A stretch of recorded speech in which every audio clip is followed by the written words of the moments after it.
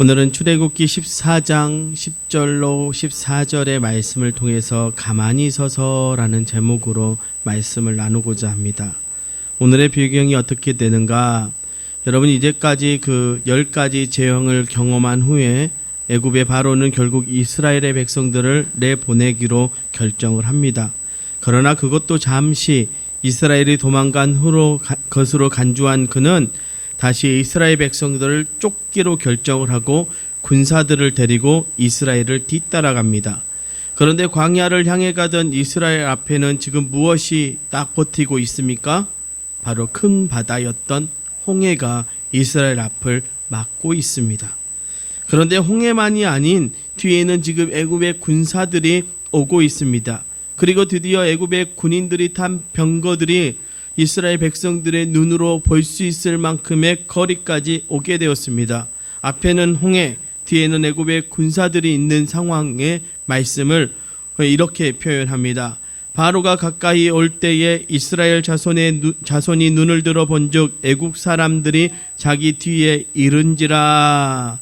너무나도 덤덤하게 표현되어 있지만 히브리어 원문을 보면 조금 다릅니다. 여기에 힌네라는 단어가 빠져 있습니다. 그래서 힌네라는 단어를 넣어서 이 본문을 의역해 보면 이렇습니다. 눈을 들어 뒤돌아 보았더니 아이고, 애굽 사람들이 자기들 뒤에 바짝 다가온 게 아닌가. 조금 다르지요, 느낌이. 바로 이 말씀이 됩니다. 아이고, 큰일 났다. 애굽 사람들이 다 따라왔네. 그러면 뭐라고 불평합니까? 애굽에 매장지가 없어서 당신이 지금 우리를 이끌어내서 이 광야에서 죽게 하느냐, 이런 표현을 합니다. 왜요? 원래 애굽이 무덤으로 유명한 곳입니다. 애굽에는 어떤 무덤이 있습니까?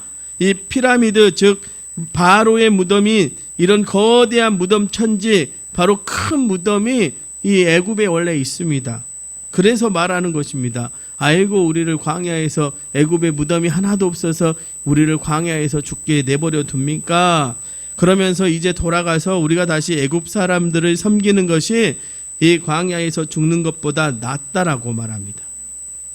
저와 여러분의 모습은 아닙니까? 분명 저와 여러분의 모습이 이 안에 있습니다. 여러분, 왜요? 우리의 앞날이요, 캄캄하기 때문입니다. 군대에 2등병으로, 저는 이제 뭐 군 생활을 제대로 안 했지만 군대에 2등병으로 탁 들어가면 1등병 아니면 병장들이 딱 이런데요. 너 잠깐만 눈 감아봐. 딱. 그러면 딱 눈 딱 감으면, 왜 감으라고 하십니까? 딱 그러면 눈 딱 감으면, 보여 안 보여? 안 보입니다. 캄캄해 안 캄캄해? 캄캄합니다. 그럼 뭐라고요? 너의 앞으로 군 생활이 캄캄해. 이렇게 말한다는 거예요. 안 그렇습니까? 근데 지금 우리의 삶날이 그렇습니다. 청년들은 취업난에, 장년들은 어떤 앞으로 살 일에, 이제 노년들은 어때요? 이 고령의 시대에 어떤 모습으로 살아가야 할지, 우리나라가 어떻게 될지, 이제 코로나19 이후에 이 사회와 또 교회는 어떻게 될까 고민하는 사람들이 많습니다. 또 반대로 기대하고 희망을 갖는 분들도 분명히 있지만, 그러나 걱정하고 근심하는 분들이 훨씬 더 많습니다. 왜요? 그것이 우리네의 당연한 모습입니다. 우리는 어떤 문제 앞에 근심하고 걱정하는 것이 우선되어집니다. 그것이 우리의 모습입니다. 저를 보십시오. 제가 이렇게 긍정적으로 생기지 않았습니까? 아닌가요? 네, 저는요, 엘리베이터를 타면 걱정이 많습니다. 이 엘리베이터가 끊어지면 내가 어떻게 대처를 해야 되죠? 얼마 전에 교육자회에서요, 케이블카 타러 갔습니다. 저도 호기 있게 우리 아들 데리고 왔는데 밑에 뚫린데 나도 타겠다고 딱 따놓고요, 구석지에 앉아가지고 이게 떨어지면 어쩌나 혼자서 달달달달 떠고 있더니 저희 아내가 막 놀리는 거예요. 보라고 저렇게 겁이 많다고 막 놀리는 거예요. 같이 갔던 목사님이 여기 누워봐라 막 저한테 그래요. 여기 앉아봐 보기 좋다 막 그러면서 얼마나 장난을 치든지요. 근데 저는 막 그 밑에를 보면서 이게 떨어지면 어떡하지? 나 어떻게 할까? 이게 우리의 모습이에요. 사소한 것 하나에서도요, 우리는 소망을 보기보다는 절망을 보는 것이 우리의 모습입니다. 그런데 오늘 모세는 하나님의 말씀을 전하면서 우리에게 무엇을 말씀합니까? 13절은 우리에게 이렇게 시작합니다. 너희는 두려워하지 말고 가만히 서서. 두려움을 버리라. 그리고는 가만히 서서. 여러분, 묵상하는데 이 말씀이 제게 이렇게 들리는 듯 했습니다. 무궁아, 제발 좀 세상 보면서 좀 시끄럽게 떠들지 말고 조용히 좀 입을 다물러라. 좀 조용히 해라. 왜 너희는 그 소리만, 세상의 소리만, 아니면 너의 말만 하냐. 조용히 좀 해라. 지금 모세가 지금 이스라엘 백성들에게 말하는 겁니다. 조금 입 다물고 내 말 좀 들어라. 아니, 하나님의 말씀 좀 들어라. 여러분, 오늘 가만히 서서 우리가 들어야 할 하나님의 말씀은 무엇입니까? 오늘 본문은요, 조용히 우리에게 삶의 여정, 신앙의 여정에서 이 두 가지를 바라보면서 소망을 가지라고 명령하십니다. 오늘 말씀을 통해서 여러분의 삶 속에서 가만히 서서 바라보아야 할 것을 발견하시고 하나님이 주시는 소망을 통해 승리하는 저와 여러분 되시기를 간절히 축원합니다. 먼저 우리는 가만히 서서 하나님의 구원을 볼 수 있어야 합니다. 13절의 말씀입니다.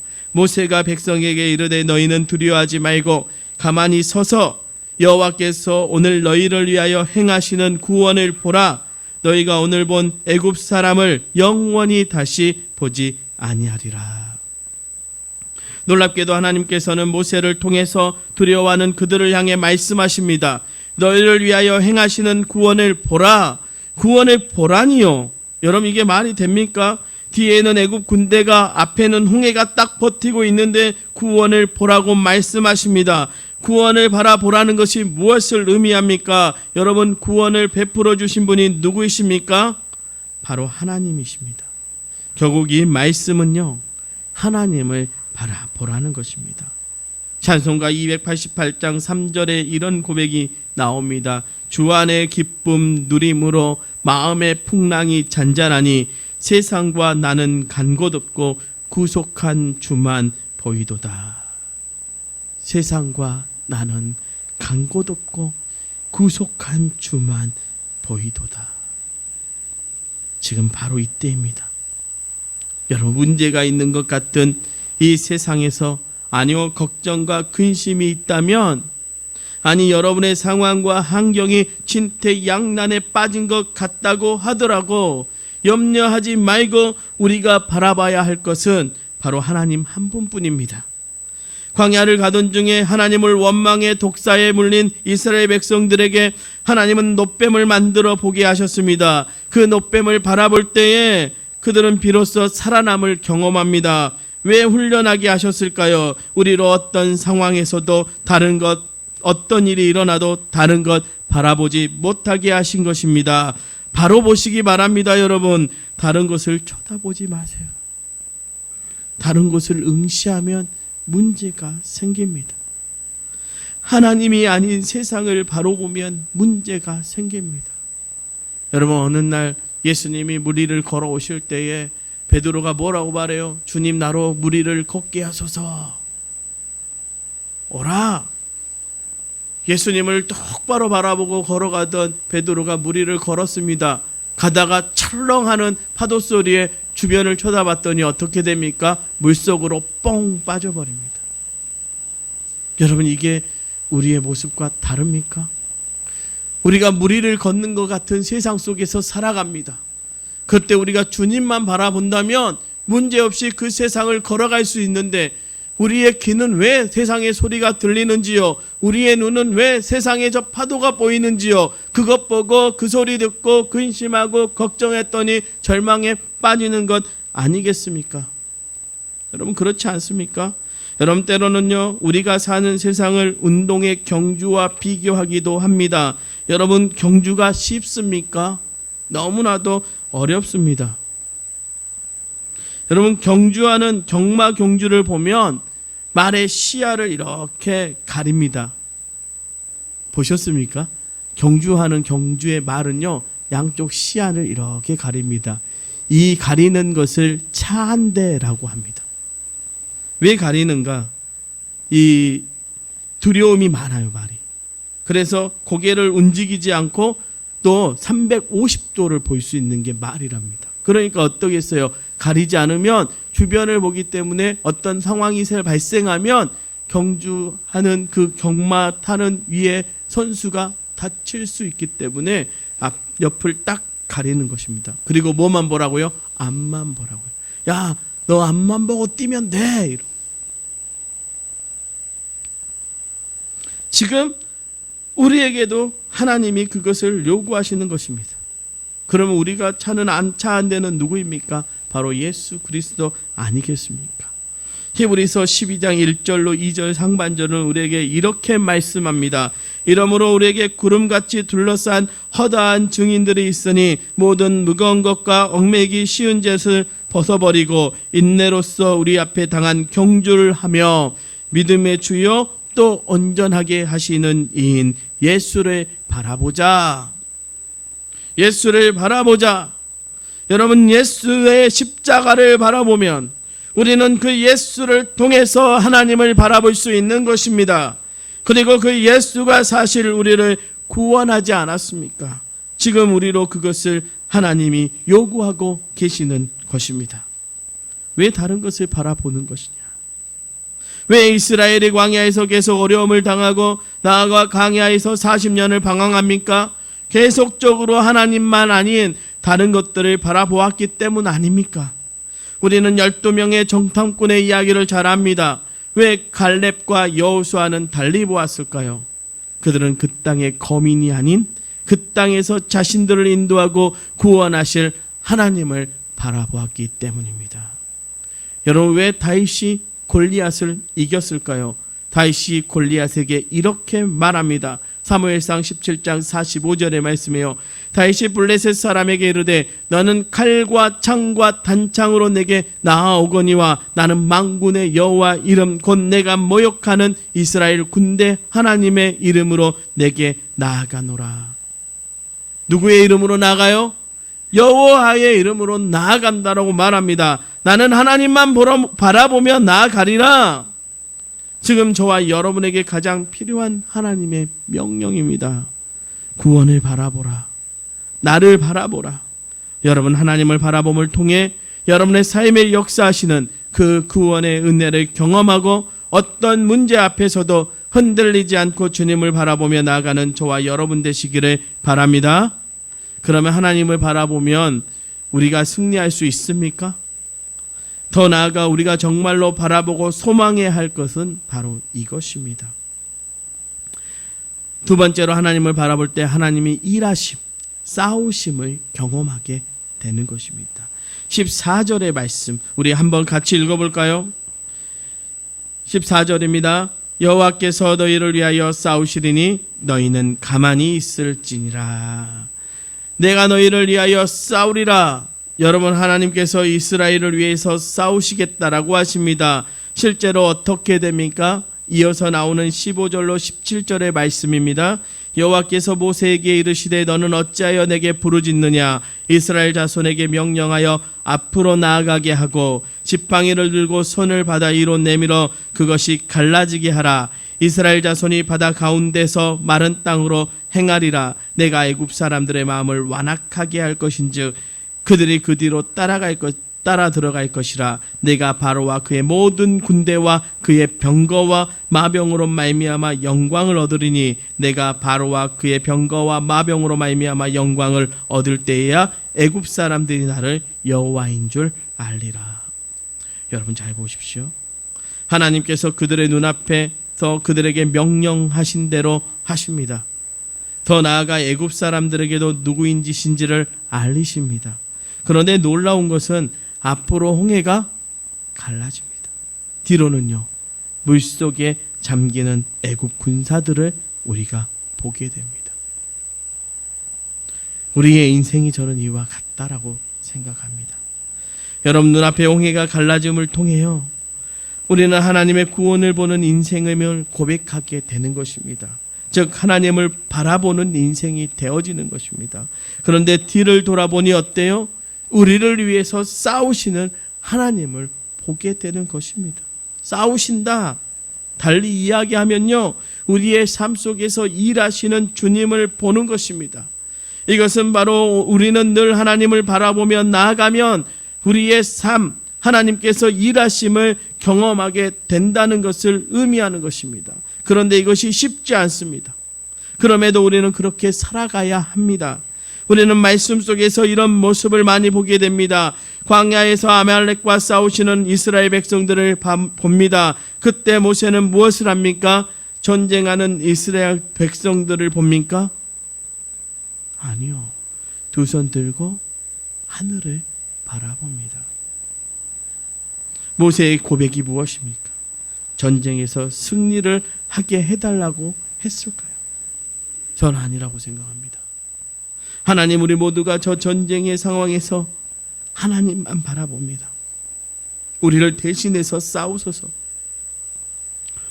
그 고백을 기억하지 않았을까요? 오늘의 고백, 그리고 고백하는 그 고백이 무엇이었습니까? 여호와 니시, 하나님이 싸우시리라.